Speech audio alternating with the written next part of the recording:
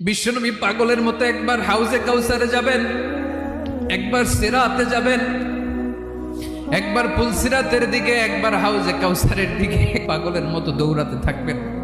তার কোনো গুনাহগার উম্মত যাতে জাহান্নামে ঢুকে না যায়। বিশ্বনবী বলছেন লা নবিয়্যা বা বিশ্বনবী পাগলের মতো একবার হাউজে কাউসারে যাবেন, একবার সিরাতে যাবেন, একবার পুলসিরাতের দিকে, একবার হাউজে কাউসারের দিকে পাগলের মতো দৌড়াতে থাকবেন। তার কোনো গুনাহগার উম্মত যাতে জাহান্নামে ঢুকে না যায়।